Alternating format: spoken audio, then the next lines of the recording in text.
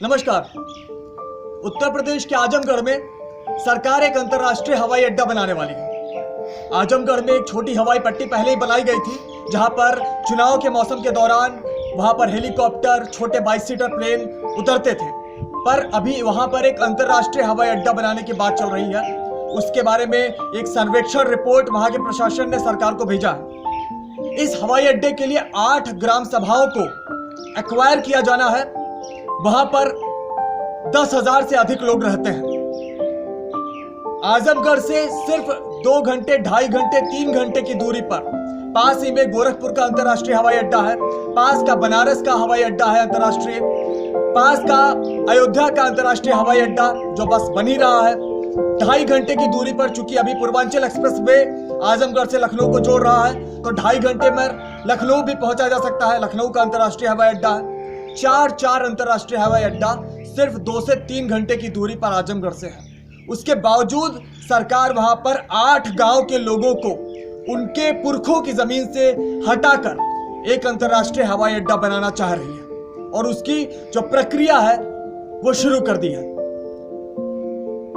क्या जरूरत है इस हवाई अड्डे की? वहां के ग्रामीण पिछले 3 महीने से ज्यादा समय हो गया है, वो अनशन कर रहे हैं, वो विरोध पर बैठे हुए हैं कि हम अपनी जमीनें नहीं देंगे।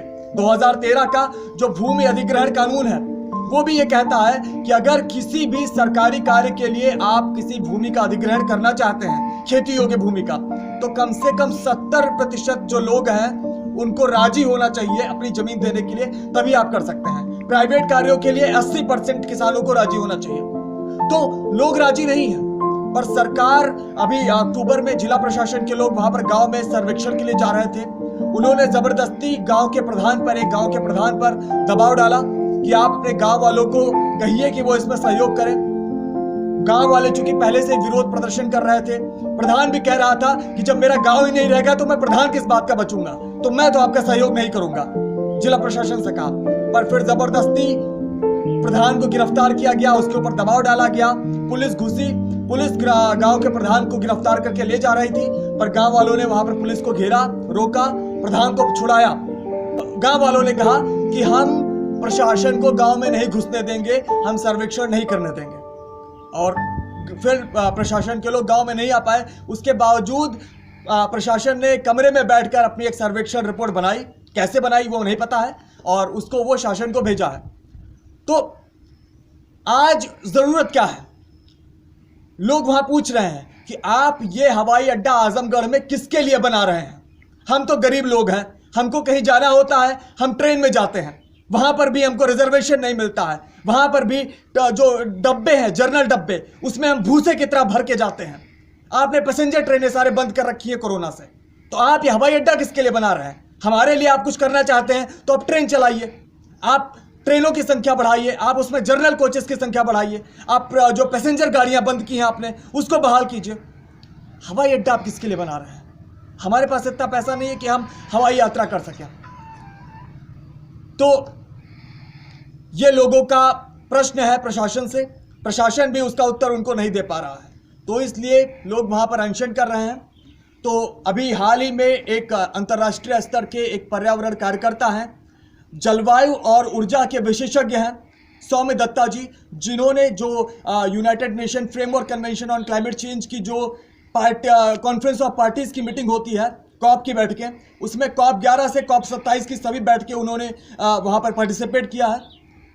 वो आए थे आजमगढ़ में, वो उस जगह पर गए जहां पर ये कार्यक्रम हो रहा है। लोग वहां पर प्रदर्शन कर रहे हैं, विरोध कर रहे हैं, और वहां पर उन्होंने एक करीब 1.25 घंटे का एक वक्तव्य दिया। उन्होंने लोगों को बताया कि पूरे दुनिया में जलवायु परिवर्तन का क्या हाल है, क्या सरकारें क्या कर रही हैं, क्या करना चाहिए। तो उसके बारे में उन्होंने एक स्पीच दी। आपको डिस्क्रिप्शन में उनका वक्तव्य का पूरा वीडियो मिल जाएगा। आप समय निकालिए जब भी आपको मौका मिले सुबह शाम को, और आप वो पूरा वीडियो ज़रूर देखिए। आप वहाँ पर बेहतर ढंग से जो ज़मीनी हकीकत है जलवायु की, जलवायु परिवर्तन की, सरकारें उस बारे में क्या कर रही हैं और क्या वैज्ञानिक कह रहे हैं कि क्या होने वाला है, उसके बारे में बहुत ही सरल ढंग से उन्होंने समझाया है। तो आपसे निवेदन है कि इन तमाम चीज़ों पर गौर कीजिए। ऐसी कोई भी घटना होती है, कोई भी ऐसी बात उठती है, उसके बारे में ज़्यादा से ज़्यादा जानिए, ज़्यादा से ज़्यादा लोगों को जागरूक कीजिए, क्योंकि हमारे पास एक ही धरती है और वो खतरे में है। जलवायु और जैव विविधता का आपातकालीन दौर चल रहा है धरती पर, और अगर हम चुप रहे तो हमारा अस्तित्व ही खत्म होगा। और वैज्ञानिक बता रहे हैं कि अब पानी सर से ऊपर निकलने वाला है। अगर हमने बड़े कदम नहीं उठाए तो बहुत देर हो जाएगी। तो कृपया वो वक्तव्य का वीडियो डिस्क्रिप्शन में आपको लिंक मिल जाएगा, आप ज़रूर देखिए। धन्यवाद।